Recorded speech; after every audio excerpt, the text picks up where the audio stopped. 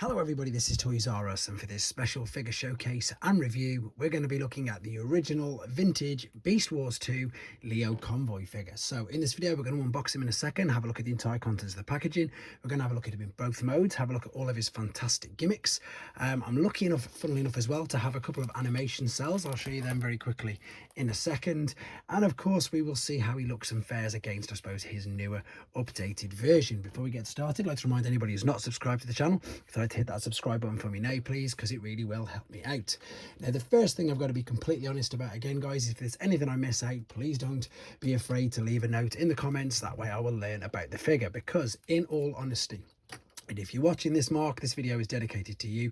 Until I saw this figure, or got hold of this figure rather, the new one, I didn't really have any interest in these figures. I'm being completely honest. Anybody who knows me, and of course who's watched the channel for years and years, kept constantly asking, where's your Beast Wars figures, where's your Beast Wars figures? And to be honest, I didn't have any. But then that came out and that completely changed my mind, and I'm going to start venturing a little more, especially into the sort of the Japanese take. The only Leo convoy figure that I did have was this Convention Club exclusive, which you can see there, which of course is more of a robot, and it's a truck rather than the actual beast. So loads of things to go through with this. As I say, I've already took the instructions out, and to be honest, I've got another one there as well, which is in much better condition, because this has something very wrong with it, but it's going to serve a good point in this video for me to be able to show you things to be aware of. So the packaging is beautiful. There it is. I just love the Japanese packaging. I don't know what it is. Perhaps it's the, you know, the writing.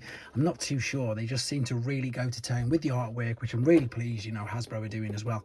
You can't fault any of the boxes which we're getting at this particular moment in time. There you can see both modes there. There of course is the logo. 2,980 yen isn't very much at all. And there we've got some actual product images, and then on the back it's interesting. Look, we've got, again, I don't know too much about Beast Wars 2, but that looks like Megatron from G2, but I think he might have been called Galvatron. And yeah, as I say, you let me know in the comments guys. I am learning about these as we speak. So the main reason why there's a new one back there is because unfortunately this one was broken, and quite badly, to be honest, and I imagine it's quite a common thing. So for that reason I'm going to put this, you know, figure to some use. Most people could chuck it, or, you know, wouldn't have much use for it, but I want to put it to some use and show you what to be aware of. So let's move this out of the way.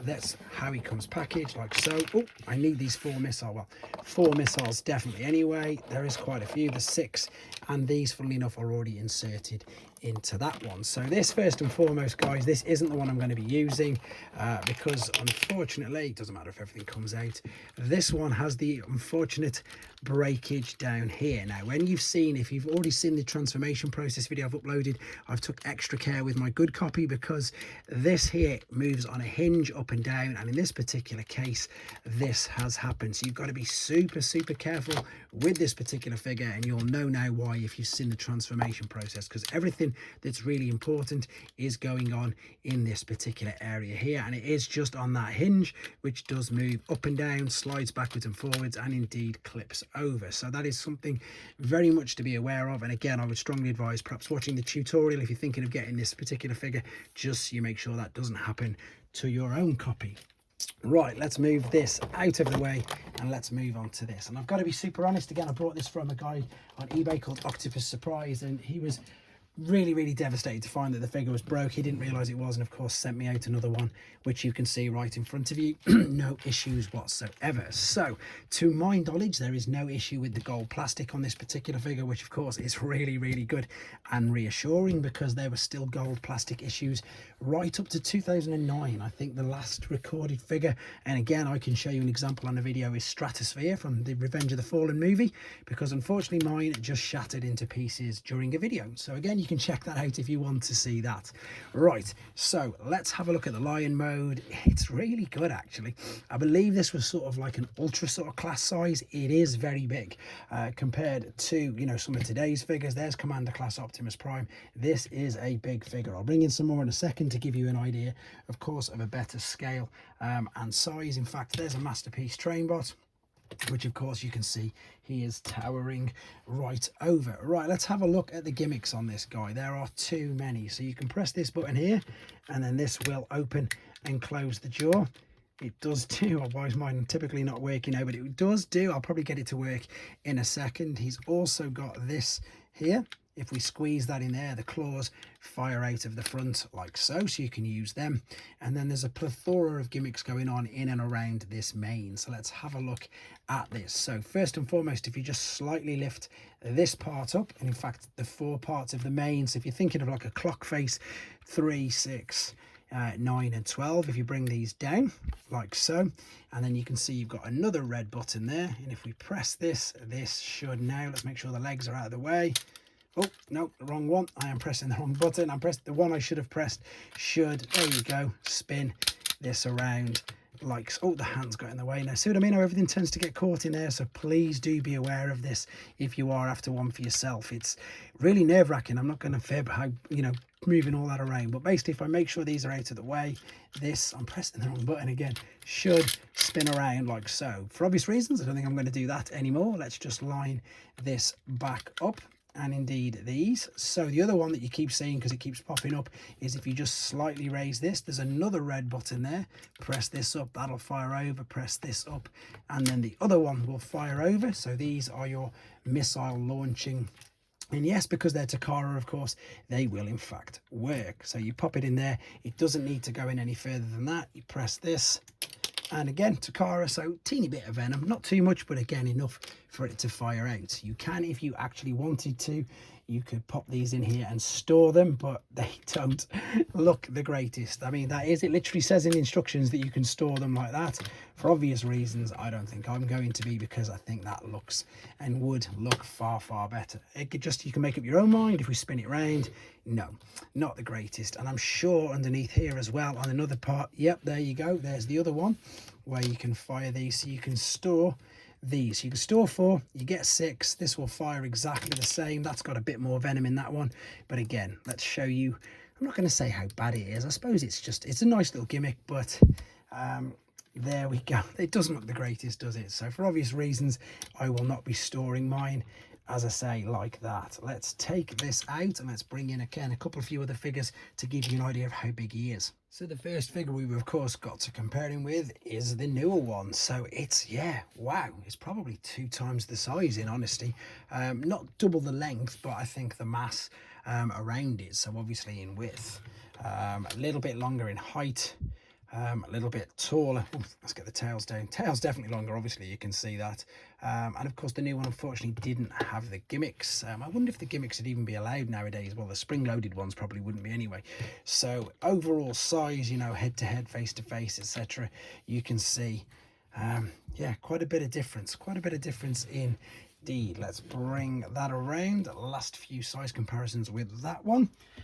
Here we go, a couple of primes. You can't go wrong with a couple of primes. There of course is my, well, one G1, but it's one of mine from childhood, a very battered generation 1 Optimus Prime, but yeah, loads bigger than that. More up to date. This is the only one, again, until I get 2 copies, which I may or may not do, of Commander class. It's Earthrise, and funnily enough, another giant Voyager class figure here, which again, even though this is quite big, this is dwarfing it for size, completely, absolutely dwarfing it. What else have I got here? Just knocking around. So there you go, there's a G1 Micromaster.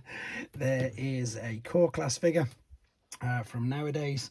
And I've got a Jazz here as well, so a standard deluxe figure, which you can now tell this guy is absolutely massive compared to them. I don't really think there's much more to show you apart from, of course, the articulation, which I'm sure you can tell there is like a knee joint there which will swing up and down. We've already fired them out, which look good. There is, you've got rotation here and here, so if you really wanted to, you can sort of twist this about quite a bit, in honesty. There is of course articulation at the top of this, that's even on a ratchet, you can hear that clicking.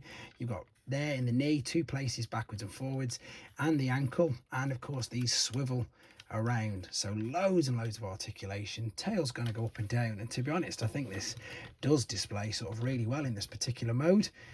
But yeah, that's all there is to say about this particular mode. We're going to come right back. He's going to be in his robot mode, and then thankfully after that I'm never going to have to transform him again. But let's have a look at him in his robot mode. So then we are back with the, let's be honest, very impressive looking already robot mode. And again, this guy is huge. I'm going to quickly bring him in, but I'll do some proper comparisons again a bit later on, just to give you an idea of size. He's much bigger. Now, a couple of things as well. First and foremost, I think because obviously the age and due to the which is, even though it's still really good, the articulation is still really good, and all these gimmicks, if you've got the gimmicks all held down, it's not the greatest. And I've tried to maneuver around, I could be wrong, but as you can see, it does tend to cover up a bit of his face. But for obvious reasons, I'm not going to be doing that, and I'm going to use these. All the same gimmicks work exactly the same. Now you can probably see every time I press that in there that red lever is going in, so that's how they pop out.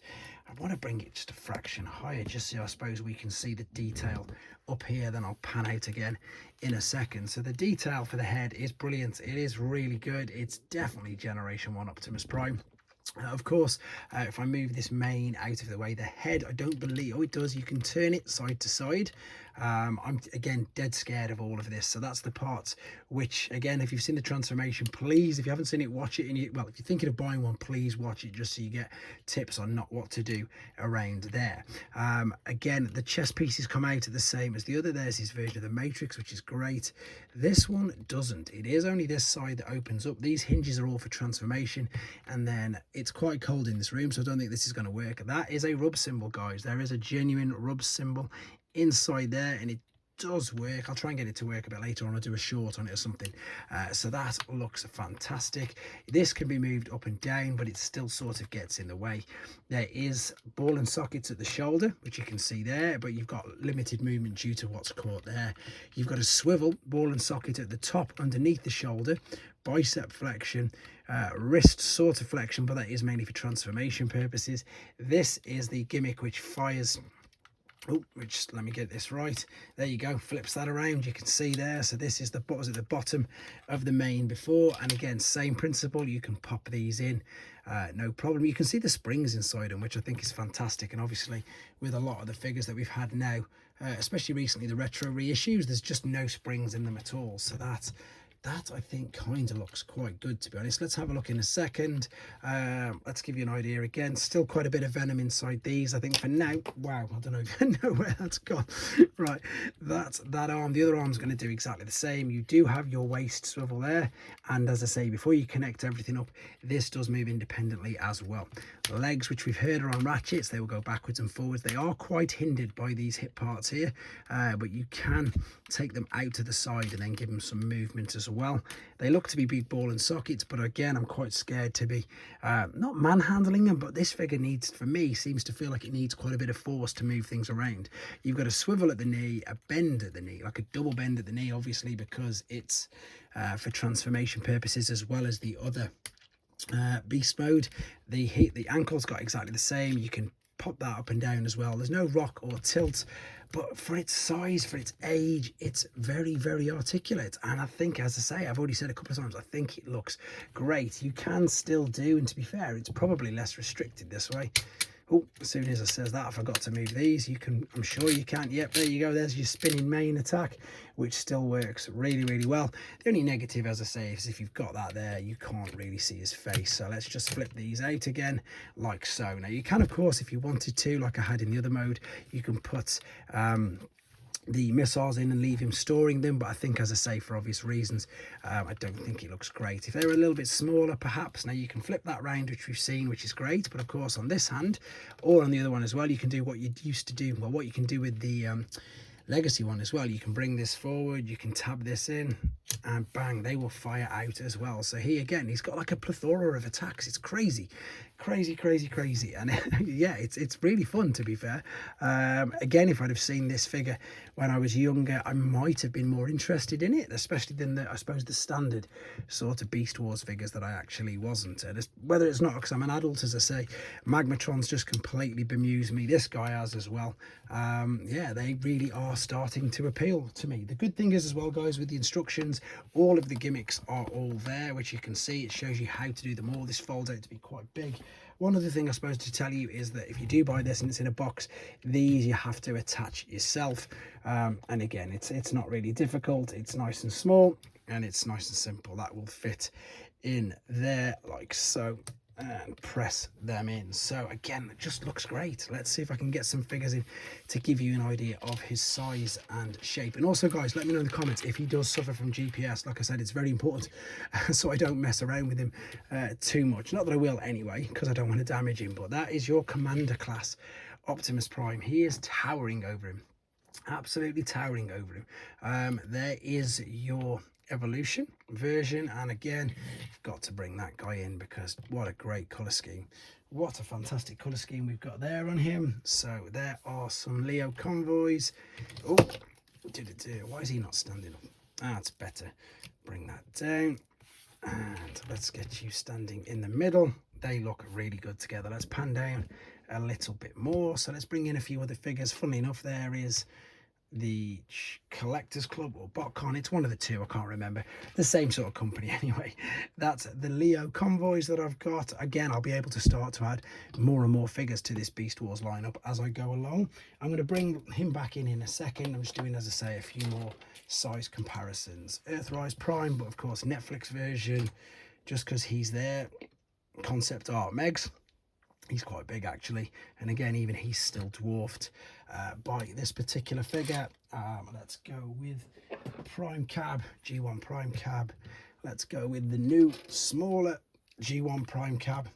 There we go. Not much more to say about this in regards to the size comparisons. As I said, just a couple more, where have I just put him? There it is. Just a couple more of these next to each other so you get the idea. I've also got, of course, the 40th anniversary one on, what's the word I'm after? On pre-order, because I can't wait to see the Takara paint job. So basically it's going to be this mold but with the gold on it again, which is going to be great, to be honest. Right, there they are side by side. Oh, I knew you were going to fall. There they are. Oh no, we need to do that way round. Bit of a difference there with the lion's mane, huge. And again, how you got the hand, the feet, to be fair, should be nice and even. Tuck that back up. It is, it's just, it's great to see these, and it's good to see, you know, where the idea and everything came from for this figure, from this. But there we have it, guys.